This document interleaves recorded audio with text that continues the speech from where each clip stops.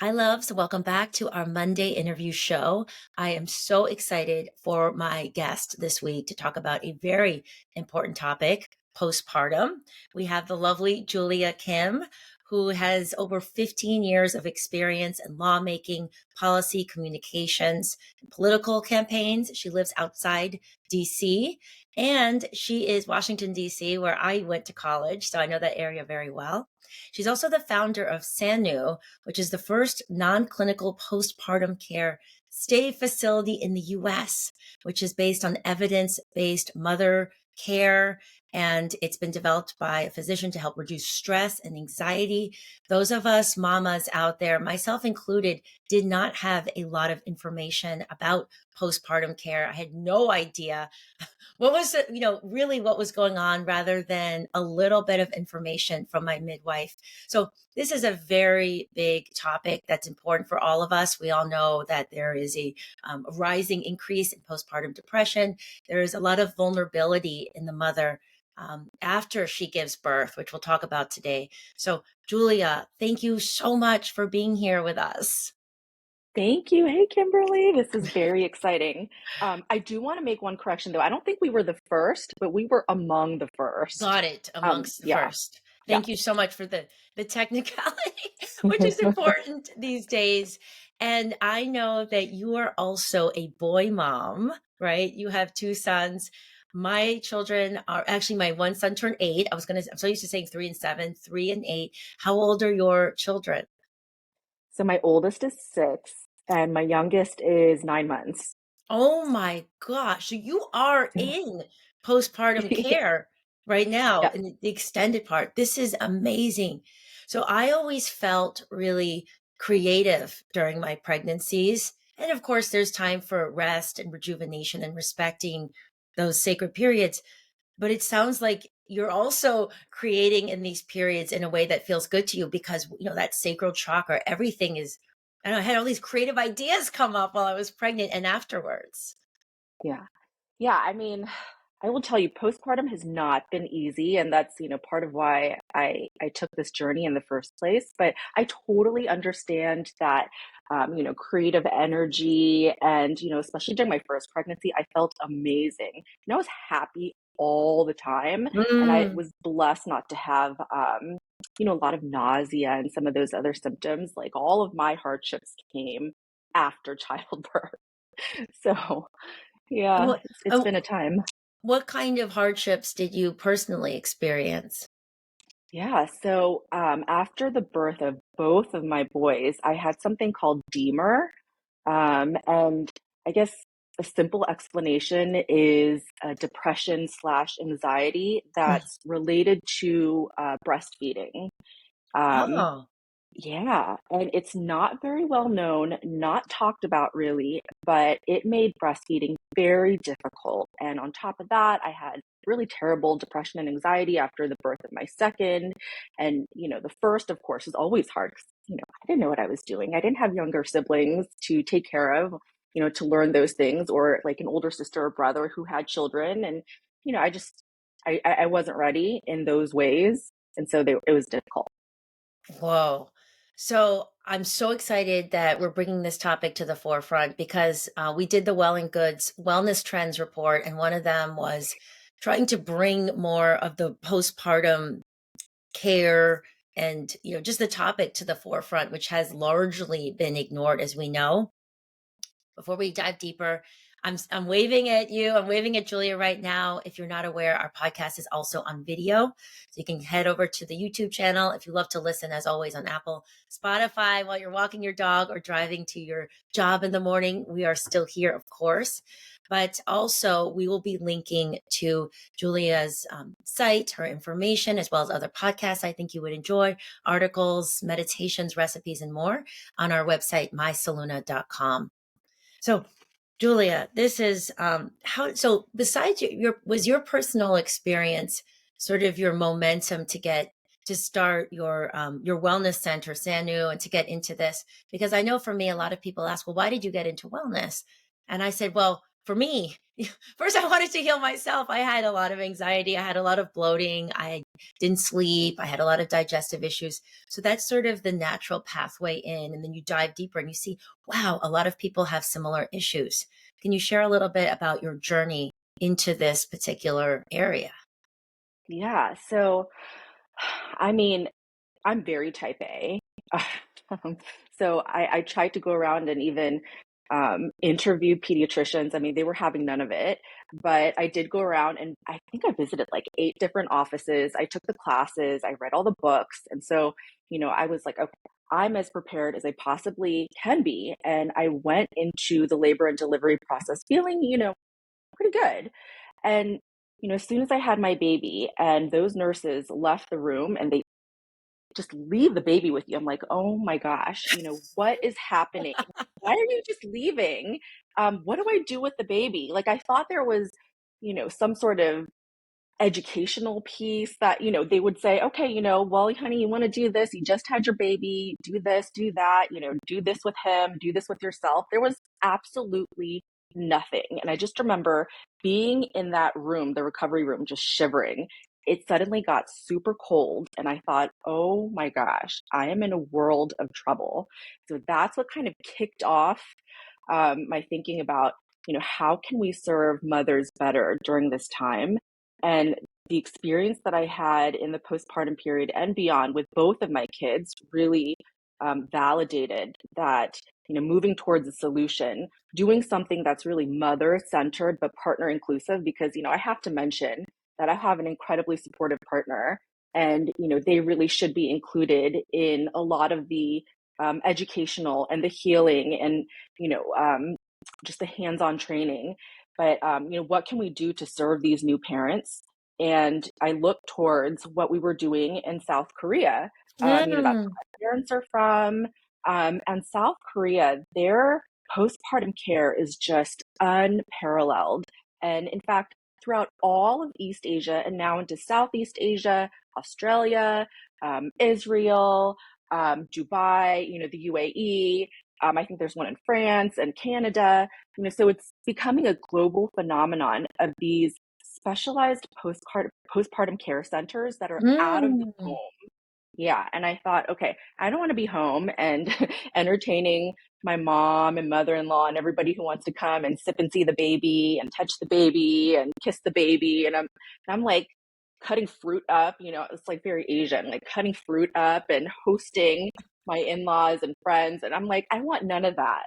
And it's not conducive for recovery. And so there's a lot of brainstorming, looking towards, other countries and what's already being done and really adapting those things to fit an American audience. Wow. That whole entertaining thing, so I'm half Filipina, so I have Asian blood in me as well, and it's really interesting because my second son was born during COVID, and so in a way, it simplified things because there wasn't a lot of that activity, but in another way, there was more of that isolation where I didn't have the mom circles and the things that I had with my first son. Well, let's get a little bit more specific when we're talking about postpartum care, Julia, right? Because first it's pregnancy, it's like what's mom eating, prenatal yoga, like all these things. And then the baby comes out, and then there's a lot of shift of focus to the baby. How much is, baby soiling the diapers, and how's baby sleeping, and how much, this and that with baby. And then it really gets pulled away from the mother. Here in our community, we talk about four cornerstones: food, body, emotional well being, and spiritual growth.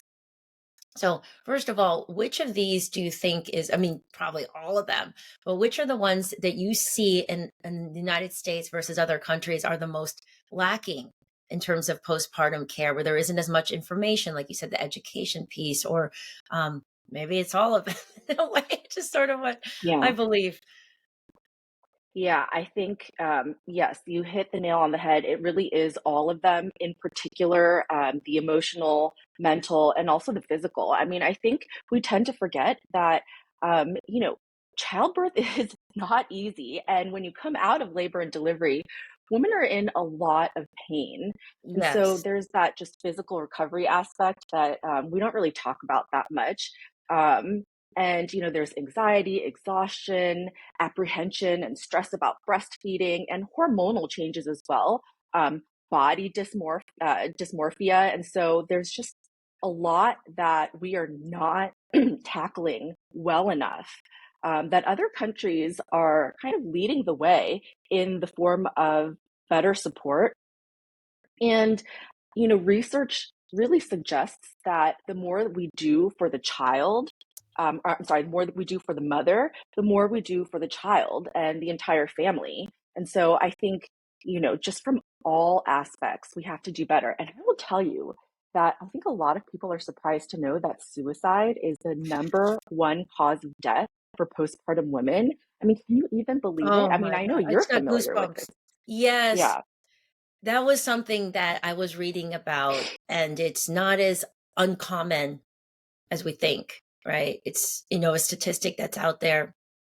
And so, as a mom, my heart just, oh, that's a big one to take in, right? So us as a society, as a collective, has to really consider what is going on in our process here. So as a student of Ayurveda, I had always learned, because Ayurveda goes into so much around postpartum, how vulnerable our bodies are, right? They say that if we don't take care of our bodies in those first 40 days, we can be more susceptible for 2 years to, compromised immunity, our bones, osteoporosis, many things. And I was reading that you talk about this, the South Korean tradition. I don't know if I'm saying this right. Chimchili. How do you say that? Chim. 3-7-il, so that literally Very off. translates to 3-7 days, meaning basically 21 days. Yeah. And so when we're talking about support, what does that look like exactly, right? Is it we're taking classes? Is that we have someone helping us to cook meals or teach us what to eat, or we're in a partnership with other women? Like what do you, in your opinion, as an expert on this, Julia, what is it that's what's really lacking here? Because if you're, our mamas who's listening to this and saying, well, I had a meal train and I read a couple books and my mother-in-law helped me clean. Was my postpartum care good, right? Because sometimes we're confused about what is it like, what does it really mean when we're getting the support? What does it look Yeah. like? Which is a range, of Yeah. course, but So, I mean, all of those things are great. And, we have a lot of postpartum care deserts across the country. So, really take hold of whatever you can and do those things. Meal trains, all of those things are really great. However, it's my opinion that in order to have a really full, comprehensive postpartum care experience, you really need to have mother at the center. And, like I said before, we want to be mother centered, but partner inclusive. But around the mother, we really want evidence based physical recovery practices. And I only say that because there is a lot of science out there that says, hey, these things work and these things are nice to have for comfort, but let's really focus on, the sitz baths that have been shown to work. Let's really focus on mm, the foot baths and the massages and the rest that are, seen to work. Whereas, sometimes what's funny is, my mom, she's like, don't drink cold water when you're postpartum, and that's not really as rooted in evidence of today. So, there are some things that we stripped out of our care, but we really want to focus on the evidence-based physical recovery practices. We also really want to focus on the mental health and emotional support that we're so lacking. We were just talking about that. We want to go beyond just a simple emotional assessment, like, hey, are you feeling sad or blue today? That's not what I mean. We need to go deeper, and we need to go deeper earlier than the 6-week visit. And then we want to get into mother and baby care. So, what does that look like? Well, what do we know from evidence is that rest is so important. And so, we want to make sure that you're being cared for by professional caregivers who are allowing you to rest. So, that may mean taking care of the baby for you. That mm, means, getting you out of the home so you don't have those kinds of responsibilities. Like picking up after your kids or your dog, or doing the laundry, or cutting up the fruit, getting you out of the home, getting sleep during the night and during the day. And as you mentioned as well, the nutrition piece, so important. Like, for example, let's have you eating iron rich foods to, really get you to to address the depletion of iron that you go through during childbirth. Let's get you the hands-on training so that we can really build and internalize routine self-care and baby care habits. And then, the partner piece too, get them involved because really your partner should be your biggest champion and your main caregiver during that time. Not everyone has family and friends around who will fulfill that role. So let's get your partner involved. And also, many people don't have partners, right? So I think about I have 2 friends that live locally and they're single moms by choice. So these Mhm. centers would also be very powerful because they're able to focus on their care and have support, with or without a partner. We all need as much support as we can get and that information. And I love, Julia, some of the practices are ancient. They're also evidence-based, like the massage you mentioned, which is a key part of Ayurveda, the postpartum, the Abhyanga massage, which feels really good, right? So intuitively, we know it's soothing to the nervous system. And then it's also something that's easy to skip. We could say, oh, well, you know, I should just focus on baby. But when there's evidence, sometimes it helps the discerning mind to see, no, this is actually really important. This is part of my emotional well being. This is part of my relaxation. This is part of a deep rest and rejuvenation, which is essential for recovery. Yeah, absolutely. And, you know, when I say partner, it could be anybody, but we really encourage you to try to have a support person. So, a friend, um, a postpartum care center like ours, somebody who can, be with you and help you through this time. And it could be virtually, just somebody to provide some support in any way. It could Yes. be, emotional, it could be physical, it could be, a number of things. Yes, Yeah. thank you for clarifying that. So you said something earlier about how important it is to nourish the mother and nurture the mother in all these ways because then you nourish the child. And one of the things is that early on, this can really affect babies' emotional well-being and babies' health, right? Because they're absorbing so much energy from the mother. So let's say the mother is distraught, she's worn down, she's just not in her fullness. It has a direct effect on babies' well-being, right? So it's take this approach of always here versus this balance, like the holistic of, connection between the mother and the baby. Can you speak a little bit of how you've seen that shift change in your, at your center in your work, how when we start to fill the mother back up, baby thrives. Yeah, that is such a good point. And, I think, well, there's research out there that really indicates that, untreated maternal postpartum issues or, when the mother isn't well, that can really have long-term effects on children, whether that be, like behavioral problems, developmental delays, Mm, and it can affect bonding early on. So, one of the very first things that we really say is so crucial after childbirth is the mother child bonding process. It's critical for emotional development, um, to even help to regulate the hormones and body temperature. So, physical, physiological, emotional, like it's so important. And when the mother is not cared for, if there's something just not right, it can have really devastating effects. And, I'm always brought back to the fact that the body remembers trauma. yes. As we age, it's not like, oh, that's a distant memory. We can kind of move past it. But, we hold on to things even without our knowing. And it can have, traumatic events or, just not being cared for in the right way can have long lasting effects on us and our children. It's so true. I love that the book, The Body Keeps the Score. I don't know if you read that book, but also Yeah. how trauma is stored literally in our nervous system, right? It goes into the amygdala. And so we live a more triggered, reactive life, and then things can come up and we're not in our full radiance, free and flowing and flexible through life. So we really do need to address that and process things and let things come up.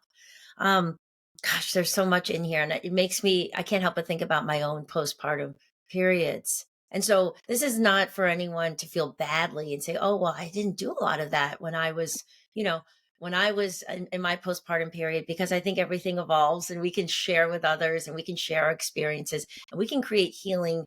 My first son is now 8. even now I think about it, or my younger son is 3, right? So the postpartum period isn't just the few days afterwards. This is something we can continue to heal and shed light on for the long term.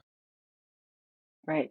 Yeah, I mean, we talk a lot about the fourth trimester, which is, the first 3 months after childbirth, but really that first year is critical. And I think I recently read something that said, women are still feeling the effects of childbirth and the postpartum period up to 6 or 7 years after childbirth. So, I mean, Yes. that is a long period of time.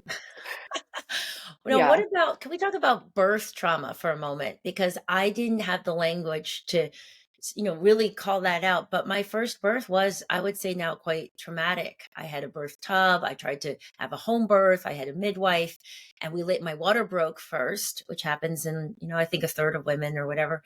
And then I labored at home for a day, and then baby wasn't coming out. Turns out baby's head was huge, but then we went to the hospital, and somehow this decision got made to give me Pitocin, but no epidural. So now I was starting to move into these Mm, really strong contractions, pushed for 4 hours. I was exhausted.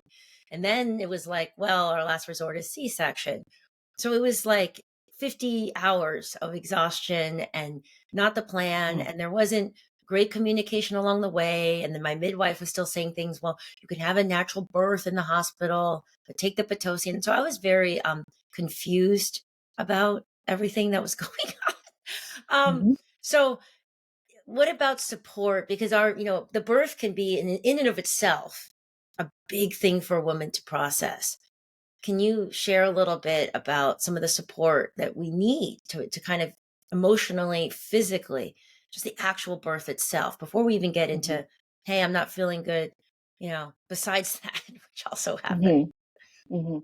Yeah, I mean, first of all, I'm so sorry to hear that you had that sort of experience. And I think a lot of the language around childbirth is that, yes, it's hard, but by and large, it's this beautiful process. But the thing is, anything can happen during childbirth, and it's really scary. And to have proper support is so important. And I will tell you that there are, mental health therapists out there who specialize in birth trauma. um, I think there are techniques out there. One of them, one of our partners uses, it's called EMDR, and I'm not an expert in this. She's an expert, but there is help out there. We just also had a client who unfortunately is experiencing a loss of life for her child. Oh, was it Yes. like SIDS? No, baby was born stillborn. It was, stillborn. Oh And my so, God. yeah.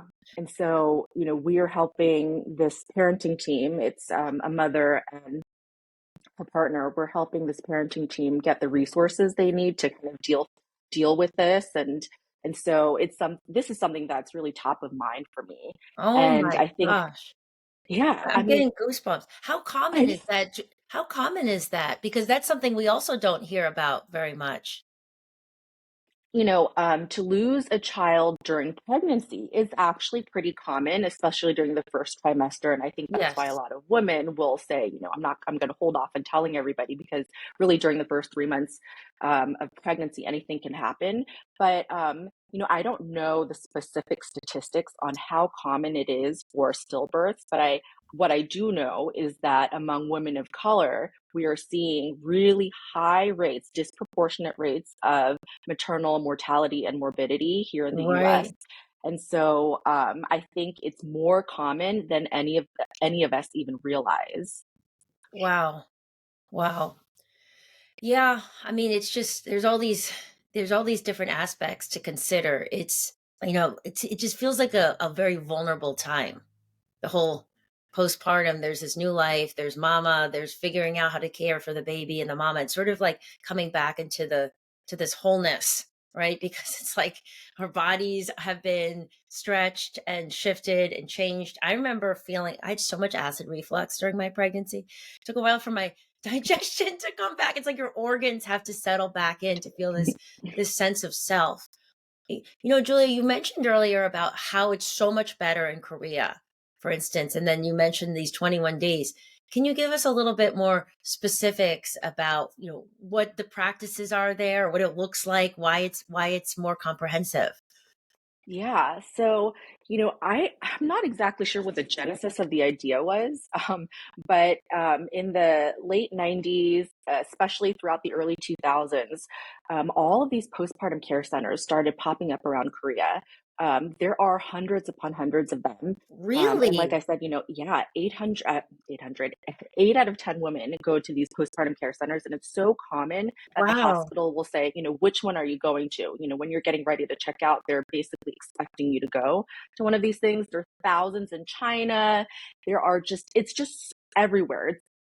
People are inundated with postpartum care centers. And we really try to take the best practices of what they're doing. And so what I mean by that is this just feeling of 24/7 supported care. So if you really need something or somebody, they're there. And I kind of liken that to, when you are in the hospital after giving birth and you have that button next to your bed that's like, call the nurse button. Yes. It's kind of like that. You know that someone is there to answer your question. And I remember, pressing the button multiple times saying, I cannot get my baby swaddled in this darn cloth. I just can't do it. He keeps like breaking free. I can't do, and so they're there for the big things like, helping you to actually stand up and make your way to the bathroom because I couldn't do that after childbirth, by the way. I couldn't go to the bathroom by myself, but they're also there to help, swaddle your baby. And so that sort of really supported care for yourself and your child. Korea is just, you know, they're just bananas. It's going really well. And they're just now starting to, I think, really embrace the mental emotional piece. One of the big differences is that partners, dads and partners and co caregivers are not meant to stay with the mother and child in the postpartum recovery centers. Hmm. That's a big difference here with us, is that we really believe, again, that partners need to be included and they need the help as well. And so we really want partners to come and stay. So that's a big difference. But another big thing is, and I know this is something that you'll appreciate, is the focus on the nutrition, making sure they have the bone broth and the seaweed soup, plenty of fluids to make sure you're really, rehydrating and getting the breast milk flowing. There's also a focus on massage, and all of our caregivers are trained in a special kind of Okatani breast massage, which evidence Mm. shows, there's scientific evidence that shows that it can really increase breastfeeding success. So that's something that we do on the daily. I mean, just like physical touch is important. And I think there might be a little bit of fear of touching the mother after birth. Oh, she's in a lot of pain, but nothing beats physical touch from a Yeah. supportive caregiver. It just feels really good. It can go a long way. And there's this concept of a mother's hands, like 엄마 손, we call it in Korean. Um, but it really just means the warm touch of a caregiver who's like, who wants to see you get better and wants to Mm. see you succeed. And it's just comforting. And so, all of those things we want to make sure that mamas are feeling after childbirth and beyond. Right. Of course, like, for the long term, but also in that sacred period where she's reaching out and changing the diapers and doing, doing latching, that she is also getting the touch. Now, switching for a moment, Julia, to your, the other part of your expertise of the policy making. And, I can't help but consider 8 out of 10 Korean women are having access to this.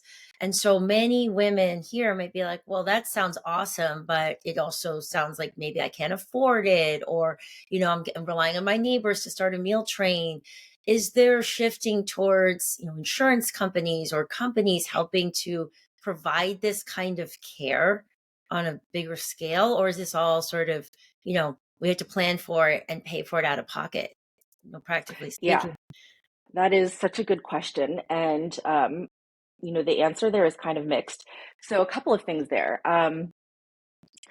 A lot of, actually, I won't say a lot. Some services that postpartum care stays here in the US offer, those will be covered by insurance. So I'm talking about things like lactation consultation. Mhm. Um, I'm talking about the mental health therapy. Some insurers also cover things like massage and acupuncture. It really just depends on your coverage. But, the negative there is that not all insurance is the same, and there isn't universal access. And because of the lack of insurance coverage or any sort of public coverage for this kind of care, it is mostly out of pocket. And because we're bringing so many services to the table, it's not cheap. That is something that I get heartburn about. It's something that keeps me up. I'm always thinking about how can we make this kind of postpartum care more accessible. And right now, it's merely aspirationally attainable, right? But not because we postpartum care operators and founders are trying to make a huge profit. I mean, we're really not. We're really just trying to provide as many essential services as Yeah. possible. And that is kind of, it's expensive. But what I will say is that, competition is good. So the more of us there are, and I welcome it. Like every time, someone's like, hey, can I talk to you about starting a postpartum care center? Or, I learn Hmm. about another place like this. Maybe it's not exactly the same, but similar. I'm always like, oh my gosh, thank goodness, because now, maybe some of our partners or the hotels that we're in, they will have a little bit more leverage to, help bring the cost of things down. In fact, we just dropped our prices by nearly 20% because we were able to, better negotiate, because we were able to look at more innovative staffing Hmm. of our caregivers. So we're always thinking, how can we do this in a more accessible way? But unfortunately, there are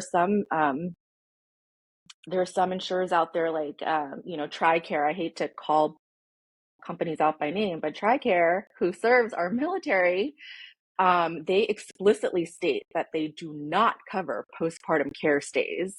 Oh. Um, and I'm like, oh my gosh, what are we doing? Why are we doing this? And so I will tell you, you know, every founder will probably say we're doing our utmost to find ways to make this more accessible. And I'm sorry that it's not, but we will do our best. And if we can get policymakers on board, if we can get insurance companies on board, it will really go a long way. Wow. Well, is there like a different ways in which we can work with the center if, financial is an inhibitor? Like, can you take classes there but not stay? Is it mix and match, or how does it work exactly? If people are Yeah, interested. so that's a great question. We have been open just for a few months now, and we've really tried to focus on, what provides the maximum, the most efficient recovery possible. And so that to us was the overnight stays, which is like really what makes the stay kind of, expensive. But we are actually going to roll out different programs that will allow um, different types of care or levels of care, or maybe just certain services that will allow you to, take part in the healing and the learning, but maybe not in the most fullest form. So we're always trying to innovate to, do Yes. more and offer more. And so it's coming. And I think, and there are other great options out there too. Like, I know I'm supposed to be here talking about Sanu, but there are apps out there. There's, an array of things that will offer you support, perhaps at different levels, but maybe we need to look at this more of a both and kind of thing, rather than just go with this one thing. Well, maybe Sano could even have online classes or using the practitioners to reach people that wait, where is Sano located exactly? Yeah, actually, oh my I gosh, didn't even know where that it's is such a located. good point. Yeah. um, so we're located in Northern Virginia, about 10 miles outside of DC, in a place called Tyson's. Oh, And we're yeah. at the Watermark Hotel. They're phenomenal, by the way. I wish I was casting right now from the Watermark, but it was the noise and everything. But they're just phenomenal, and it's a great, lovely space. But you brought something up, and which is like a virtual coaching or virtual support Yes. afterwards, or access to our service partners.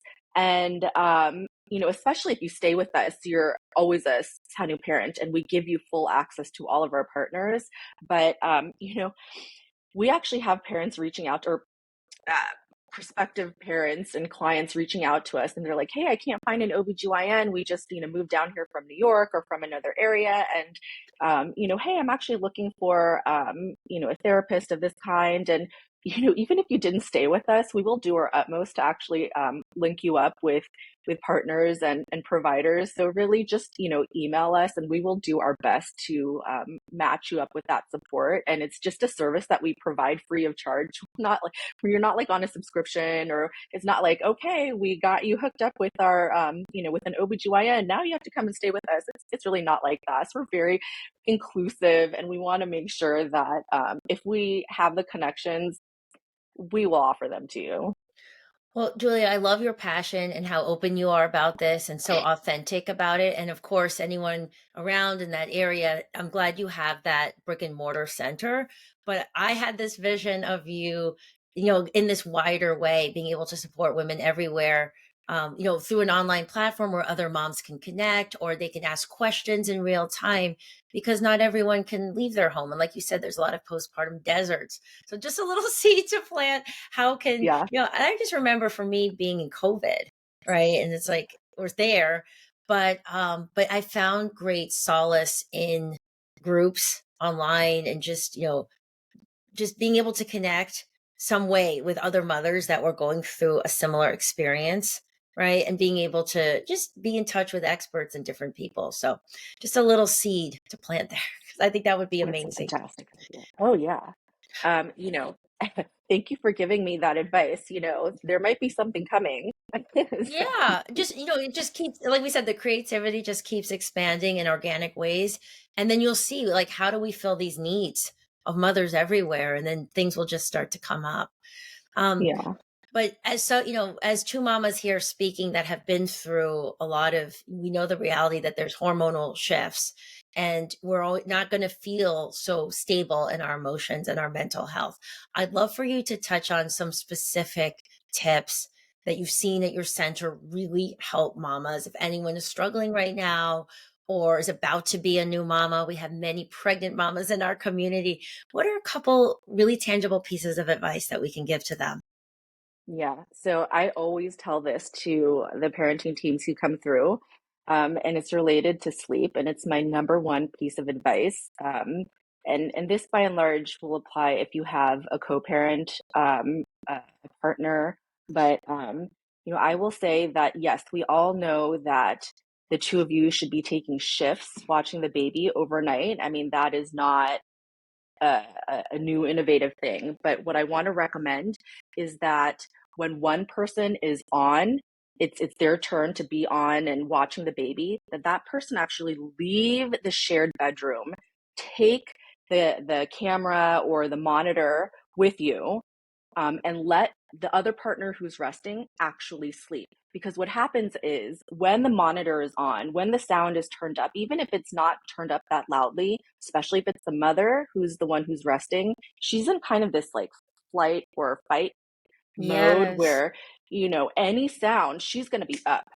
And you cannot rest in that sort of environment. And so, what I would recommend is that maybe the partner who's on shift take that monitor and go to the couch or to a second bedroom or any other space, um, and do your shift from there. Someplace where you can still take your naps and things, but you've got to be away from the mother. Or if you're the mother and you're the one who's on, you've got to be away from your partner. Your partner needs a dark room. It has to be, lower the temperature. So a cool, dark room, insulated from light and sound. And so when you're shifting, do not do it from the same space. So that is my number one thing. Wait, Julie, can we This, pause there for a second? yeah, The idea of shifting, I got totally honest here. It never came in for me because it's like I'm the one breastfeeding, right? So the way we did it was my husband would like get me snacks and he would cook and he would do things. But then how do we take turns if baby needs the milk? yeah, Like that's a how great how how question. we do it? It's Like this is like hard. a whole new concept that we never took shifts. Yeah, it's really hard. And for my first child, we didn't take shifts either. I think Yeah. we realized how exhausting it would Yeah. be after, or it was afterwards, and so we learned. But I mean, what you can do is maybe pump. And yeah, and actually getting the baby used to bottles early on can be a really good thing. So as you Got it. later on transition, it can really be helpful. But if you can pump, if you can, you may not want to, but and it is your choice.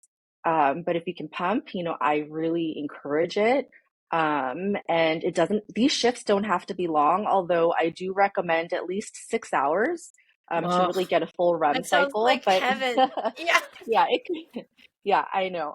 It could be 3, it could be 2, but whatever the shifts are, and if you can manage it, try to pump. That is the best way to do it. And then I think it ties back to what we said earlier about really internalizing that when the mother's rested and cared for, it's better for the baby.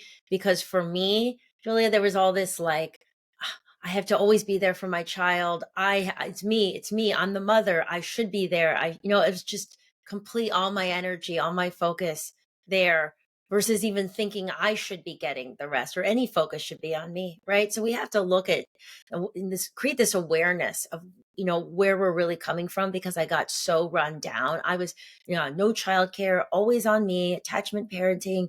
You can get me food, but it's me, which, can deplete over time. Mhm.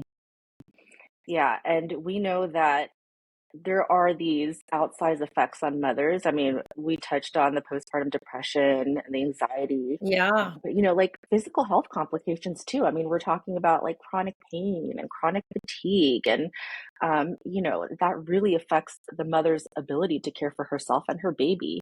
Um, Pelvic floor issues, mastitis. Yeah. I mean, it just goes on and on. And the sleep deprivation, oh my gosh. I mean, that is a harbinger for really severe postpartum mental health issues. And so we really need to be caring for the mother. And I completely understand when you say that, you want to have that secure bonding and attachment with your child. And so it can be difficult. And I think what we need is the confidence in knowing that our caregivers and the people who are around us can do a good job. And that really comes with education. Yes. You don't have to trust people blindly. It's like, hey, did you take that master class with me? Hey, do you know infant CPR? Like, do you know these things? And it's okay as a mother for you to ask and to demand that you be confident in your co-caregivers. And so, let's do all of the things, including providing confident support from others, right? Wait, oh my gosh, you talk about anxiety. I had many friends and myself included that go into almost debilitating fear that something's going to happen to babies. Baby's going to choke, baby's going to have a fall, SIDS, like all these things. And besides the general hormonal dysregulation, there's so much anxiety. And I would have loved to stay in one of those centers, but I didn't. So what else can you tell? Like you said, we can just be confident, we can do our best, but man, is that the first year of life, we are just so worried about a lot of us, I can say for myself, worried about our children. Yeah. Yeah. I mean, Ugh. it's a totally normal thing to, have that sort of reaction. And, the postpartum depression and anxiety that can come afterwards, it's not just because of, this fear that we've built up in our, children, like SIDS, for example, are they sleeping in the right way? Are we keeping track of their blood pressure and doing all these things? But, like even the drop in progesterone, which I think I heard is the biggest hormonal drop that a woman will experience in her life happens postpartum. And it's that drop in progesterone that affects so many things. And again, one of those things that we don't talk about. And so it's totally normal and expected for mothers to feel that way. And so, and when I say confidence in your caregivers, like, you know, it, we need to be taking classes together. We need to be Yeah. more open and talking and communicating about expectations. And hey, are you confident? Do you, co-caregiver, feel confident in caring for the baby? Can you really take care of the child for a few hours without come and getting me? For me to do these things so that I'm actually getting rest. And so, keeping communication open, and there are just so many ways that we can tackle this, but we're not, and it's all left to the mother. Yes. And I think of simple awarenesses for me, Juliet, like in the environment, because of my fears about the child falling out of the bed, we got a bed on the floor, like Japanese style. And, Mhm. it was just like one thing I didn't Wonderful. have to worry about. Just these little shifts allowed me to just relax more. We can't control everything, but little things can start to, can be that support when we're already quite ragged. So, That's a great idea. A Japanese bed on the floor. Like, oh, I never thought of that. I'm so gonna do that. when I went to Japan and I loved it and I loved everything, the architecture, the artfulness. And so now our bed is Japanese style and we're going to renovate our bathroom to be Japanese style. But Oh, I Asian, love Korean, it. Japanese, I love all of that. So, anyways, but practically speaking, it was literally on the ground, like just this much off.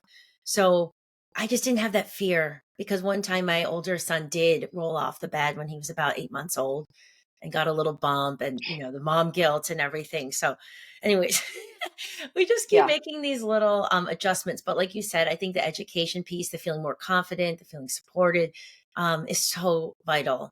So, is there anything else we didn't cover, Julia, from your experience you would want mamas to be to know, or mamas like me that are, 3 years, 7 years past that, isn't common knowledge or that we should be reminded of that we didn't cover yet? I mean, we covered a lot, but I will tell you that that postpartum period, it lasts a really long time and it can have Yeah. outsized effects. And some people, some women, they never truly fully heal from that, and I get it. Sometimes birth can be traumatic, and if you don't have the right support, it can really affect things, including your interpersonal relationships. And so maybe things between you and the people around you have changed. Maybe your work situation is not the same. And we do a lot at Sanu working with executive mothers, or Mm, mothers who have businesses, or mothers who are working basically. And we want to make sure that after the fourth trimester, or even within the fourth trimester, because as we all know, there is not enough parental leave here in the States, but we want to ready you to get back to work. And if you don't have that support, if you don't have the confidence, if you don't have the habits and routines down, what it could look like when you go back to work can be different than what you expected. And so, yes. really take the time to think about that. I think that can be a particularly difficult period because there's so many expectations that women have for themselves, and we want to have it all and be that do it all mom, who can pull herself up by the bootstraps. But like I said to, one of my friends earlier, I said, sometimes we don't even have boots on. And so we have got to support each other and, just reach out, but make sure that you're not you're not self isolating, and it's easy to do, but reach out for help, and really think about the dynamics of going back to work if that's Yes. what you want to do. And, as we kind of chug along, there's going to be more out there, hopefully, for mothers and partners. And so hopefully this is just the beginning. Mm. And also to trust that instinct, right? If we know something's off, we need that support, not to push it down, not to pretend it's not there, but to go to Sanu or to get or other places to get that amazing postpartum care, to reach out. And I'll say, I've never said this, publicly before, Julia, but I mentioned my birth trauma from my first pregnancy and I didn't feel right, but I kind of pushed it down and just kept going. And it didn't really come up until my second birth. Right before I gave birth, like hours before I went into this almost like anxiety panic attack. And it was just sort of all this stuff from the first birth came up, right? Yeah. So, and I knew there was something going on afterwards, but I didn't really get the care. So, what I can say from my heart is to listen to those instincts and that there is, more postpartum care coming. Thank you for sharing your amazing wisdom and bringing this to the forefront because this is so needed for mama, for baby, for families, for society, right? Mothers, we are the backbone and just how we are with ourselves will trickle out into the collective. So this is powerful and this is so important. Thank you so much, Julia. Thank you, Kimberly. This has been great. I appreciate it. And so share with us where we can get more information about your work and your amazing center. Yeah, so we are online, Sanu, SANU, postpartum.com. We're on Instagram at Sanu Postpartum Care. Those are really the best places to get in touch with us. You can email us at hello@sanupostpartum.com. We will be in touch with you as soon as possible. Amazing, Julia. And remember our seed intention we saw, which is a online sort of expansion as well in the future, where you can reach so many others with your amazing wisdom and love and care. So um, excited to see how that may blossom. Thank you so much for all that you do for mamas, and congratulations on your baby, because you are very much in this Thank you. period. And loves, thank you so much for tuning in. Please also head over to the show notes at mysaluna.com, where we will link directly to Julia's work as well as other podcasts I think you would enjoy. And we'll be back here Thursday as always for our next Q&A show. Till then, take great care and sending you so much love.